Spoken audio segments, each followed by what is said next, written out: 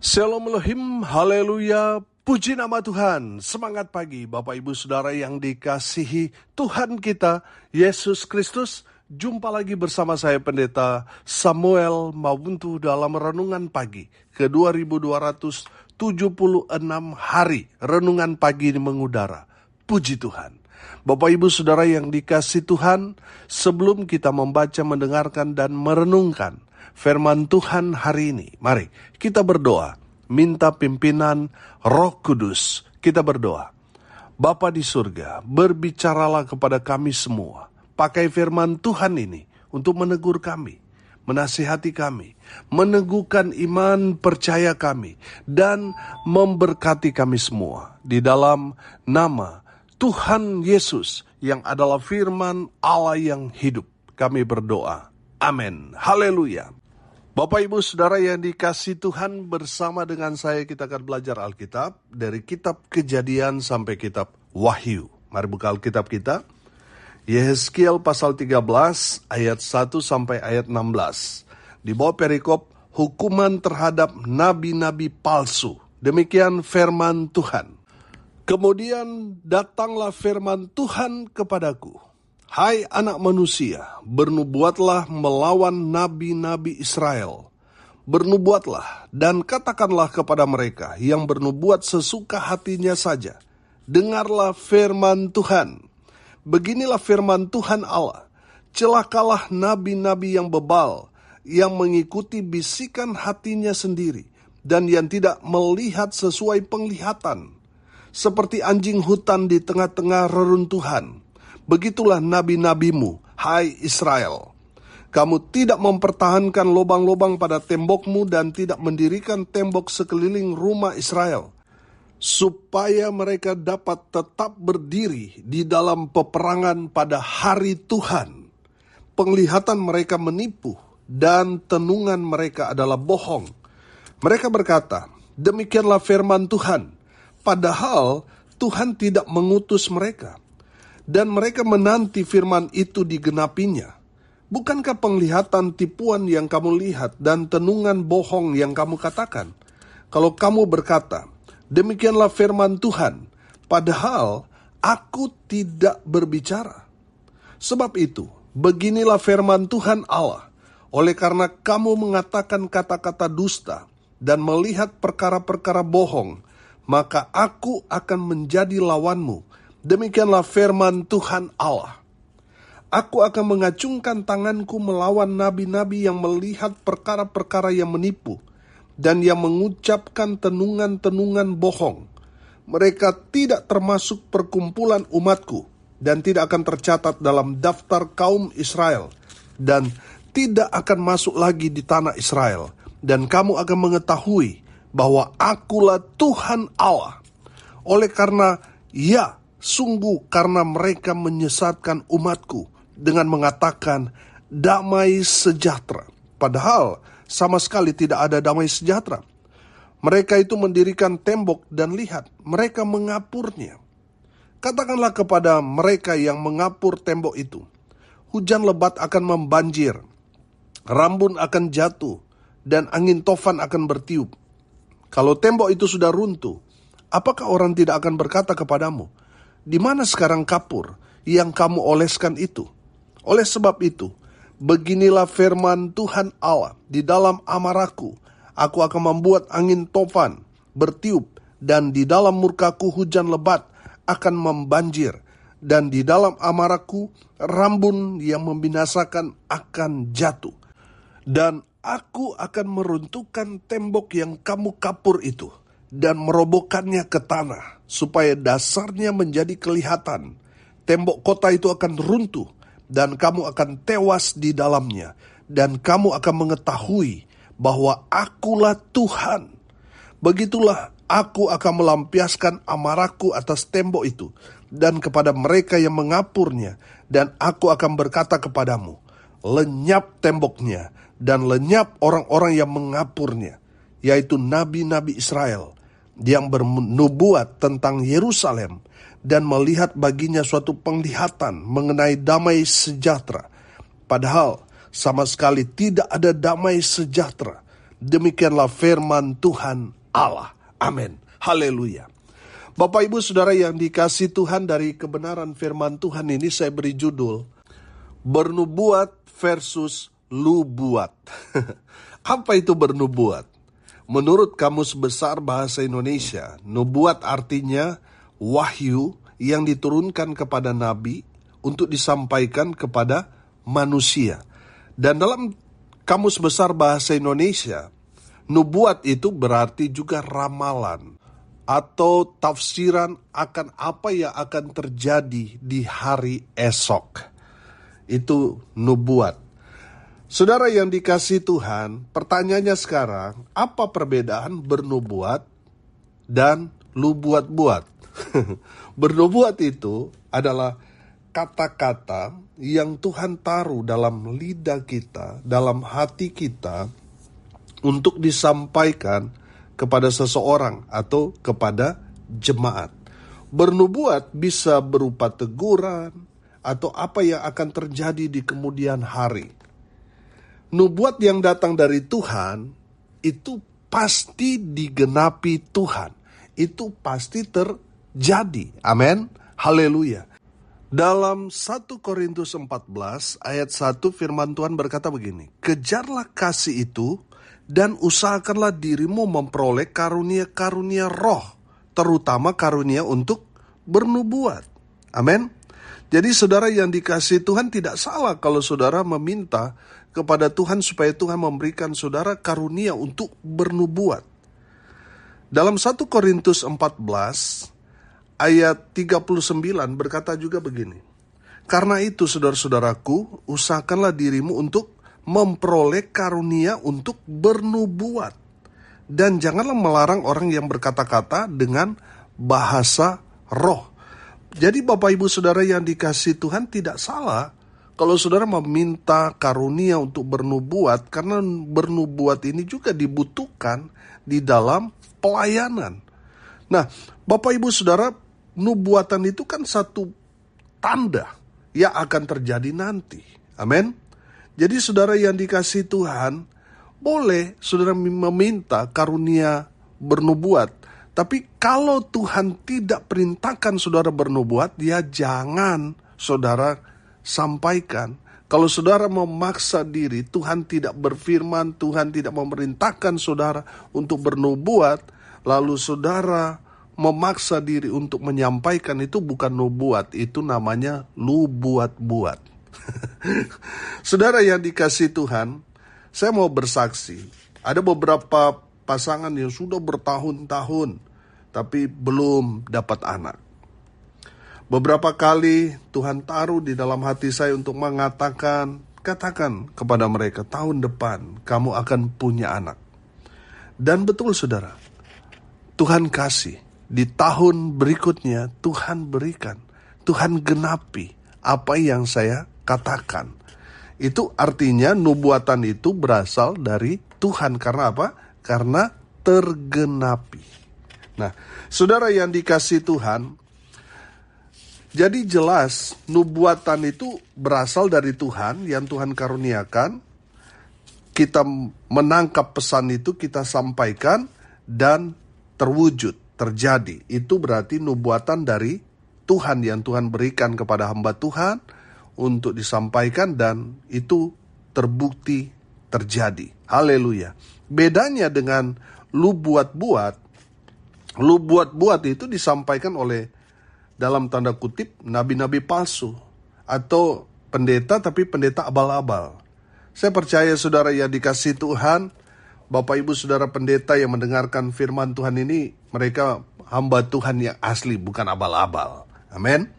Nah, saudara, nabi-nabi palsu yang menyampaikan lubuat-buat ini, tujuannya hanya ingin mendapatkan satu keuntungan, supaya mereka itu mendapat kesenangan secara pribadi, karena dibilang, oh ini hamba Tuhan hebat nih, apa yang dia bilang terjadi dan sebagainya.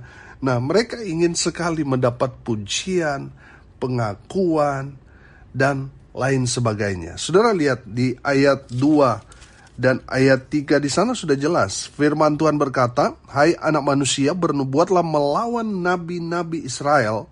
Bernubuatlah dan katakanlah kepada mereka yang bernubuat sesuka hatinya saja. Dengarlah firman Tuhan. Beginilah firman Tuhan Allah, celakalah nabi-nabi yang bebal, yang mengikuti bisikan hatinya sendiri, dan yang tidak melihat sesuatu penglihatan." Bapak, Ibu, Saudara, dengar ini baik-baik. Saudara bisa menguji nubuat dari hamba-hamba Tuhan itu. Semua yang dia sampaikan kalau terjadi, itu berarti nubuatannya itu berasal dari Tuhan. Tapi kalau tidak terjadi, itu berarti bukan nubuatan tapi lu buat-buat. Sudah pasti yang menyampaikan lu buat-buat itu adalah pendeta atau nabi-nabi palsu. Atau tadi saya katakan ya pendeta abal-abal. Jadi jelas perbedaannya antara nubuat dan lu buat-buat. Nubuat itu dari Tuhan dan pasti terjadi. Sedangkan lu buat-buat datangnya dari ambisi manusia yang ingin dihormati, dihargai, dan ujungnya pasti tidak terjadi. Kenapa? Karena bukan dari Tuhan. Jadi saudara sendiri dapat menguji apakah ini nubuatan dari Tuhan apa lu buat-buat nih. Nah, saudara sendiri yang bisa menguji.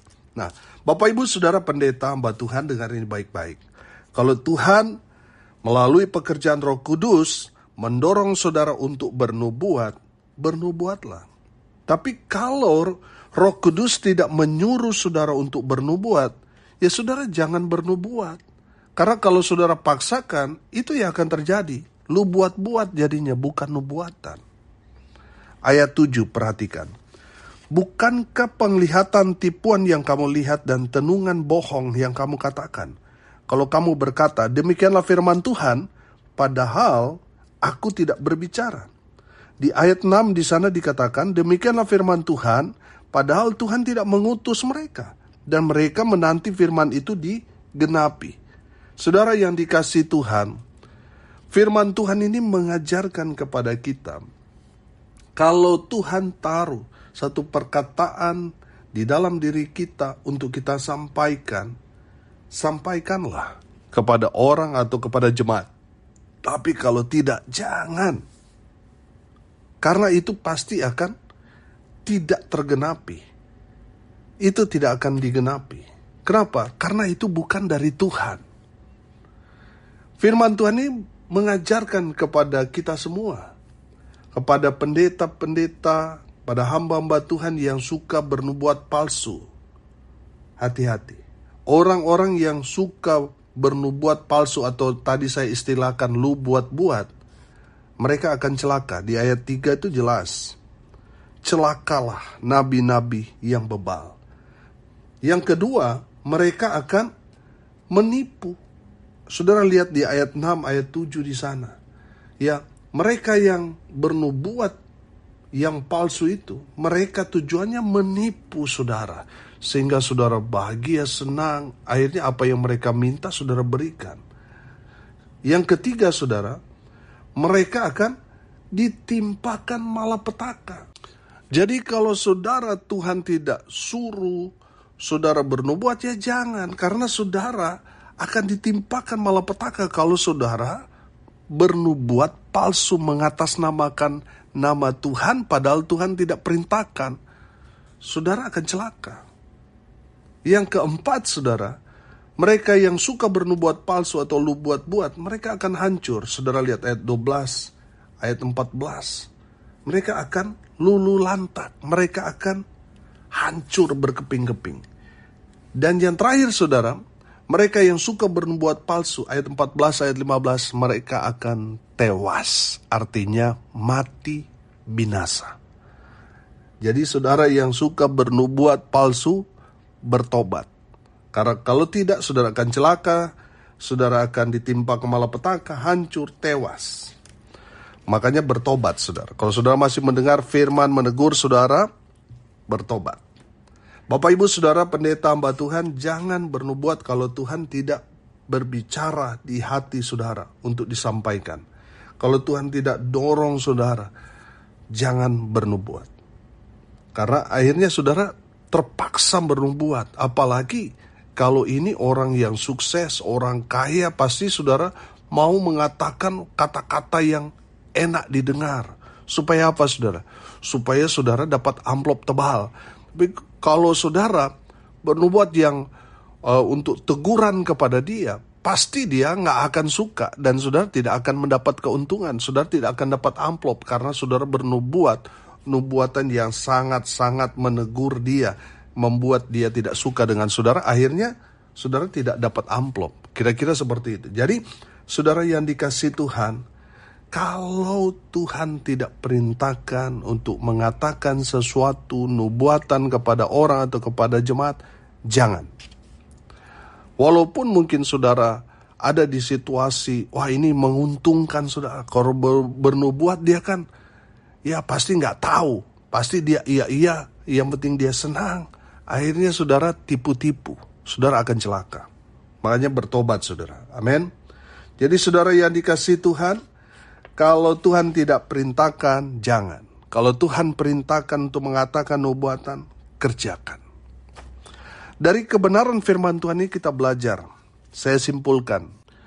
Yang pertama, jangan bernubuat kalau tidak Tuhan yang suruh. Yang kedua, kalau Tuhan menaruh nubuatan dalam hati saudara, dan Roh Kudus mendorong saudara untuk menyampaikan, sampaikanlah dengan jujur apa adanya.